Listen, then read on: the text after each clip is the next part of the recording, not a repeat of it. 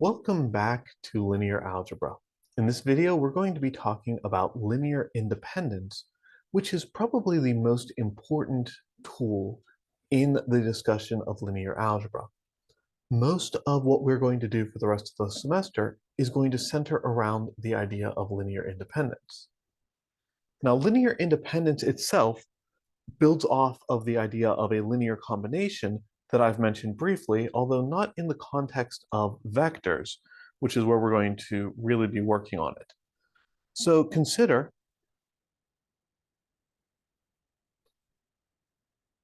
a set, I'm going to call it S.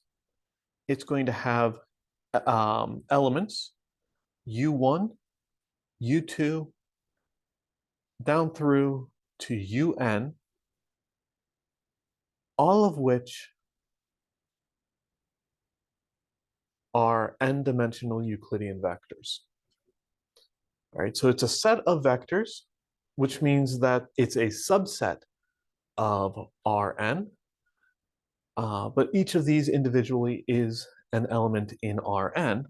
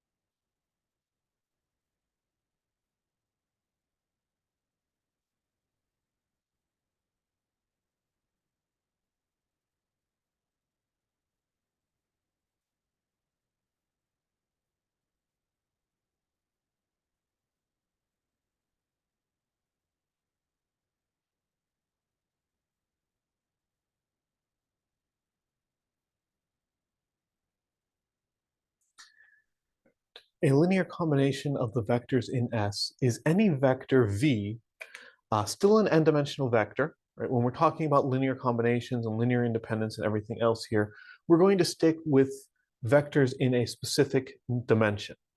So if it's three-dimensional vectors, every vector in the discussion is a three-dimensional vector. If it's seven-dimensional vectors, every vector in the discussion is seven-dimensional, and so on. But any vector v, which can be written as some c1 times u1 plus c2 times u2, all the way down to cn times un, where the c1, the c2, down through to the cn are all constants in the set of real numbers. My r at the end there doesn't quite look like a blackboard bold R. Let's try that one more time. All right. All constants and all in the real numbers. The idea here of a linear combination, as I said, is going to be one of the foundations of most of our discussion in linear algebra. And things are going to start getting a little bit abstract, which is really the power of mathematics. We talk about things in a very general sense, and then we can apply them to a number of situations. One of the things that we are really building towards in this course is that I don't want vectors to always just be the Euclidean vectors. It turns out that we're going to be able to, much later in this course, look at some very abstract looking objects and pretend that they are vectors just as well as anything else. And the fact that all of our rules are still going to work just as well is an amazing payoff that we can look forward to. Finding out how vectors relate to each other based on which ones can or cannot be written as a linear combination of others is specifically how we're going to take advantage of that. So a little bit more terminology. The span of the vectors in S, which we will write literally span of S,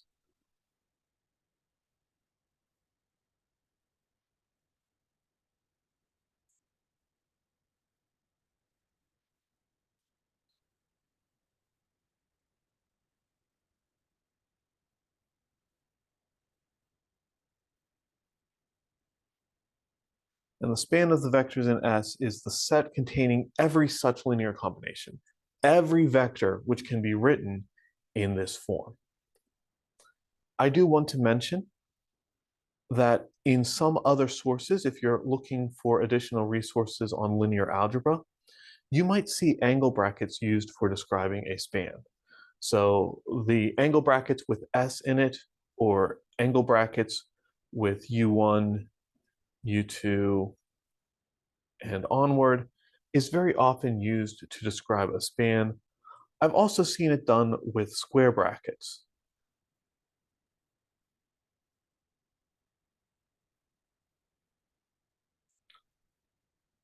I don't use that notation because it gets a little bit confusing, but I did want to mention that if you are looking at other sources, that might be something that you come across. All right. Abstraction is very powerful, but it can get a little bit abstract. So let's take a look at a concrete example. Let's take two vectors. U1 is going to be the vector -1, 0, 3. And U2 is going to be the vector 1, 1, -3. These are both, you can tell very quickly, these are both three-dimensional Euclidean vectors. So a couple of vectors to really think about. Two vectors in three-dimensional space. The first thing I'm going to ask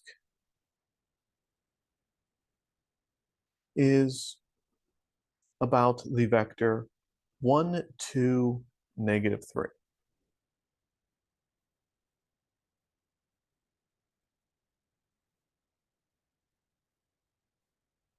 And I want to know, is this vector in the span of the two vectors that we've been talking about? Is this a vector in that span? And the way to answer that question is to just try it. We can try writing the vector that we care about, 1, 2, -3, as a linear combination, some C1 times U1 plus some other C2 times U2. If we can find values for C1 and C2 that work, then it is in the span. If we can prove that there are no such values, then this vector is not in the span. And this is why we've had to build up the tools that we have before we could get to this topic, because actually solving this is going to require doing some vector arithmetic.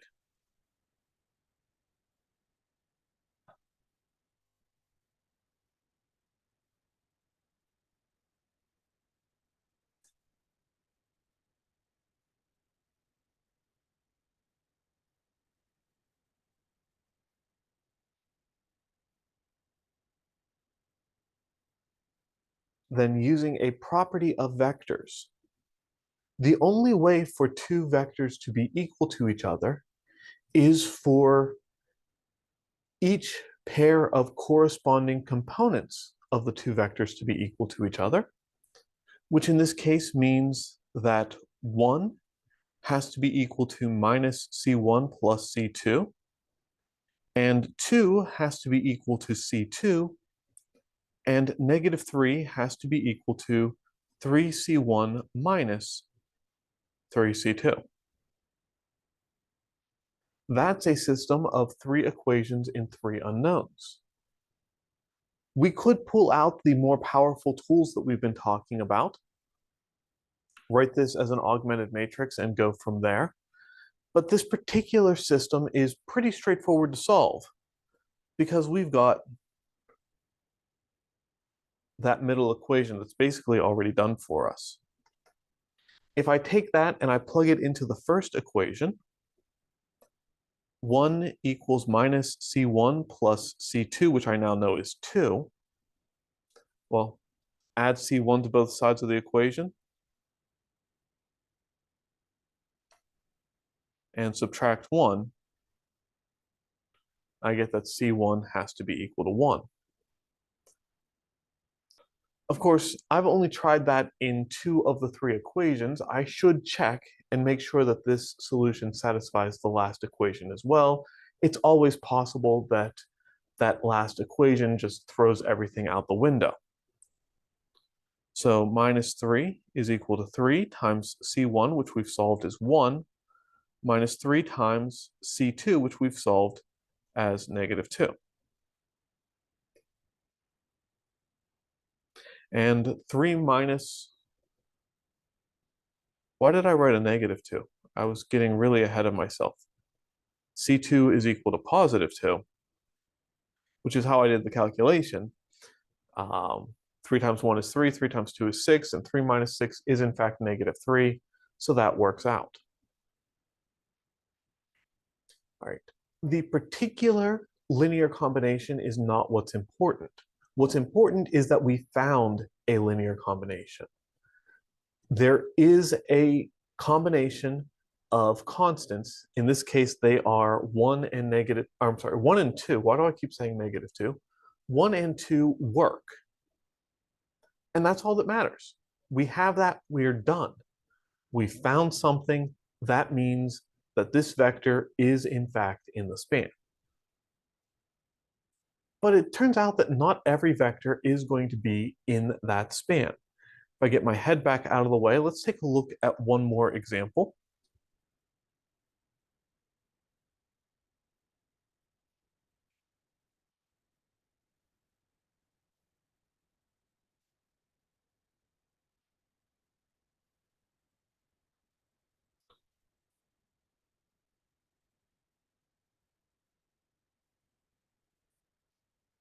What if I didn't put that negative sign in and just had 1, 2, 3? Is this vector in the span? Well, I can approach it the same way. I can write 1, 2, 3 as a linear combination of C1 times negative 1, 0, 3, that was our vector U1, plus C2 times 1, 1, negative 3, that was our vector C2, or U2. I can combine things the same way I did before.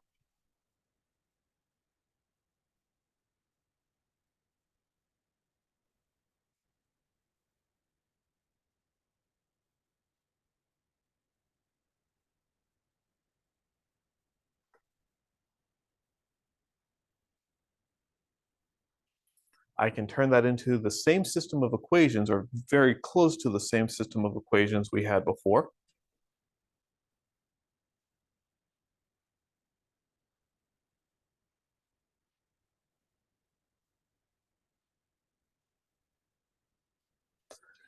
And I can solve it the same way we did before. I can see that 2 is the value of C2. I can use that information to go into the first equation. I can solve there to get that C1 is equal to 1. And then I can check that in the third equation.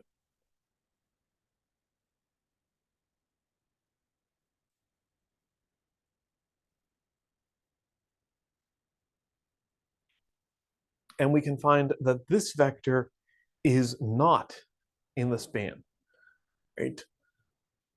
The one pair of C1 and C2 values that satisfies the first 2 equations does not satisfy the third equation this time. And so there is no solution to this system of equations. That means that there is no combination of C1 and C2 that will satisfy this equation, which means that this vector is not in the span of the 2 vectors that we've talked about. All right, so a span of vectors is some sort of a restriction. Some vectors are in the span, other vectors are not in the span. We can build on that idea, we can build up on it quite a bit if we so desire. For the sake of time today, I'm not really going to get into that. Instead, what I want to look at is one particular property. And that property has to do with the zero vector.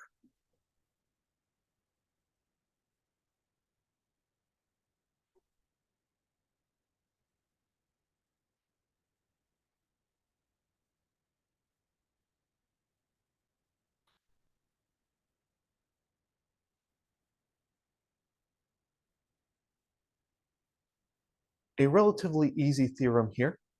For any set of vectors S, the zero vector must be in the span of S.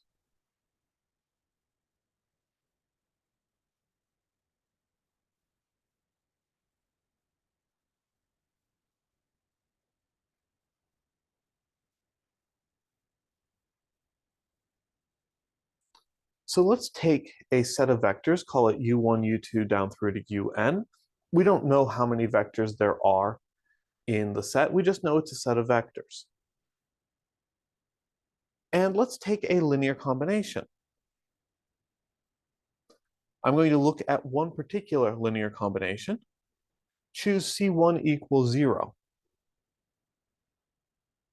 Choose C2 equals 0. Choose C3, C4, all the way down to Cn equals 0. If you take a vector and multiply by 0, you will get the 0 vector. And if you add the 0 vector to the 0 vector, you will get the 0 vector. And since we started with a linear combination of the vectors in S,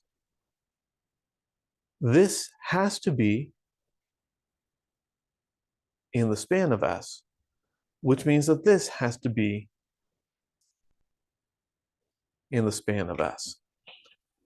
Very similar to the idea of a trivial solution for a homogeneous system of equations. When you are lucky, 0 works and 0 always works. And also very similar to the question of a homogeneous system of equations, an interesting question when talking about the span of a set of vectors, is 0 the only choice? We know that no matter what vectors we talk about, if we set all of the constants equal to 0, there is a linear combination that gives us the 0 vector. It is an interesting question. For a particular set of vectors, are there any other linear combinations that are also the 0 vector? And in fact, that's such an interesting question, we have given that a name.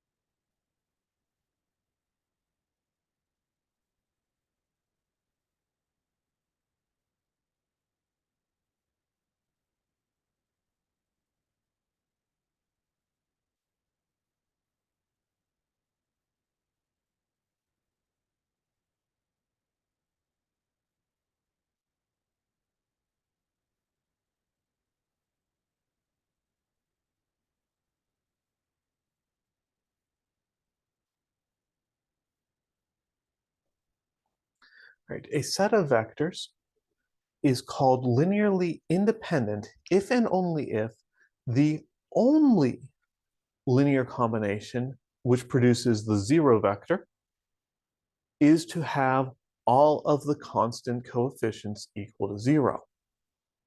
If there is more than one such linear combination, if there is more than one way of adding these vectors together and getting the zero vector, then you have a linearly dependent set. And that's going to be a point of interest for us for the rest of the course. When do we know that things are linearly independent, and what kinds of good things can happen when we know that things are linearly independent?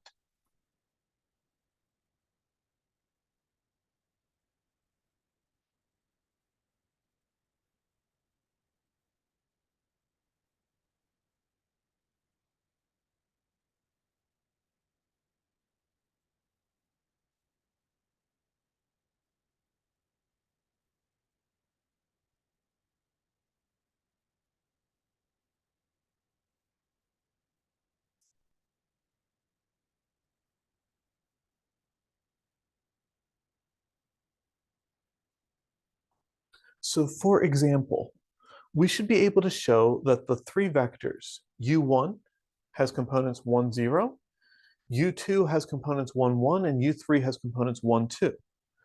These three vectors are each two-dimensional vectors, so they're going to be relatively easy to work with. And I claim that we should be able to show that these are linearly dependent. Well, to talk about linearly independent or linearly dependent, our goal is to think about a linear combination, C1 times U1 plus C2 times U2, 1, 1, plus C3 times U3, 1, 2, and set that equal to the zero vector, which in R2 is 0, 0. Do the vector arithmetic, combine this left-hand side. We have C1 plus C2 plus C3, and we have C2 plus 2C3.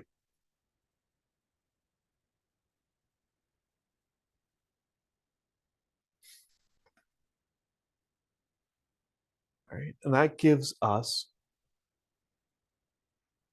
our two components, which we can turn into a system of two equations in three variables.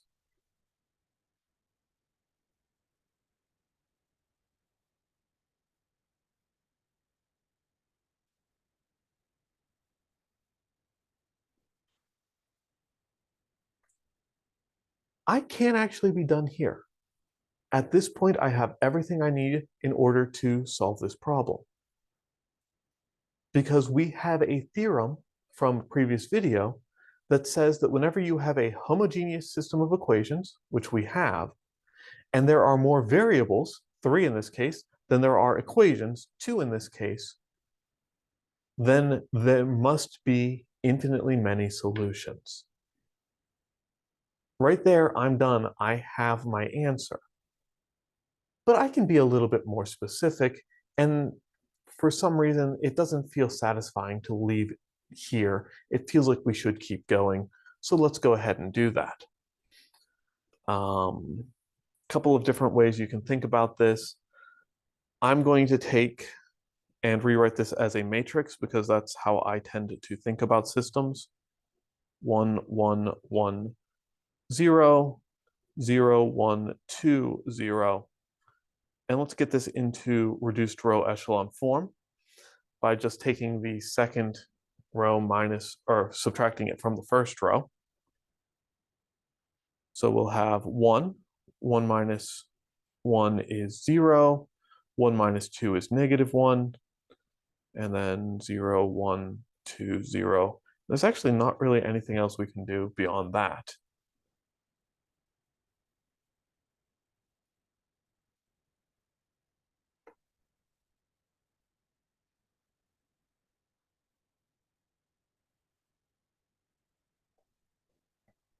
All right, C1 minus C3 is 0, C2 plus 2C3 is 0. Rearranging that, that means that C1 is equal to C3, and C2 is equal to negative 2 times C3. So if I set my vector here, C1, C2, C3, and I pick a parameter like t for C3, well, C1 has to be the same, and C2 has to be negative 2 times that. All right, so that gives me the description of all of the possible places that I can go, all of the infinitely many different linear combinations that are going to give me the zero vector. Right? Pick t equals 0 and you have the trivial case. Pick t equals something else and you have a non-trivial case. Because you have a non-trivial case, that means that the system is linearly dependent. As I've mentioned previously, linear algebra has this rule of 0, 1, infinity. Something can either not happen 0 times, it can happen in a unique way, happens 1 time, or it can happen in infinitely many different ways. Those are the only possibilities in linear algebra. So it doesn't happen exactly once, it has to happen infinitely many times.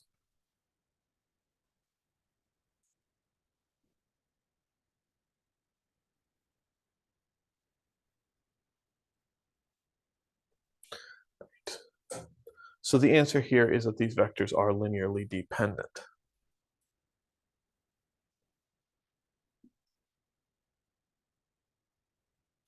As one more example,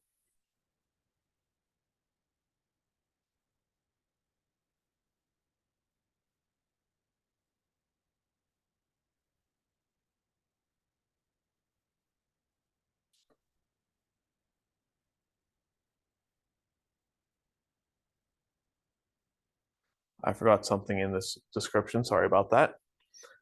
I want to go to the standard unit vectors, E1, E2, and E3 in R3.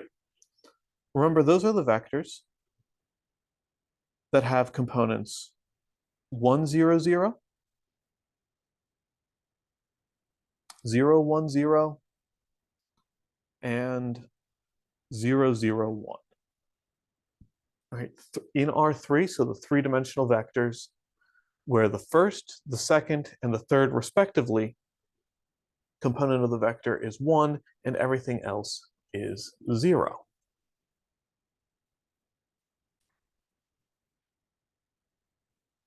Well, to show linear independence, we'd use the exact same process as showing linear dependence. We take a linear combination, C1 times E1, plus C2 times E1, plus C3 times E3. We set that equal to the zero vector. We go through, we do the vector arithmetic. 1 times C1, 0 times C2, 0 times C3 is just C1. Second component is just going to be C2. The third component is just going to be C3.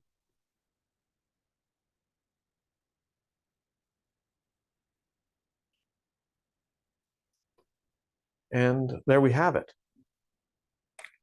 We've looked for solutions in general, and we immediately come to there's one solution. C1 equals 0, C2 equals 0, C3 equals 0. That's the only thing on the board.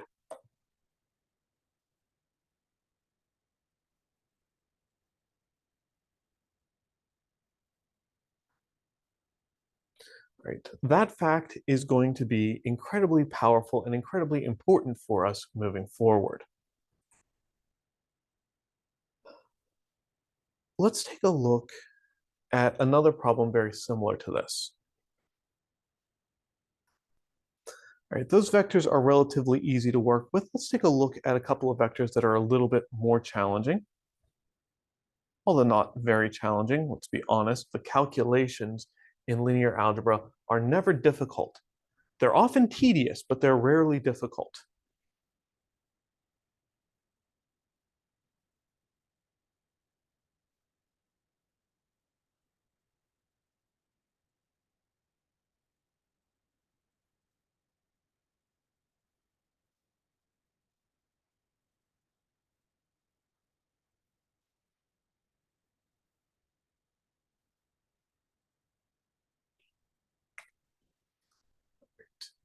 And I would like you to try this one. Let's take a look at the vectors 1, 0, 0, 1, 1, 0, and 1, 1, 1, and show that these three vectors are linearly independent as well. Take a look at those last two examples to make sure you understand the idea. See if you can apply that process to this one. I'll see you in the next video.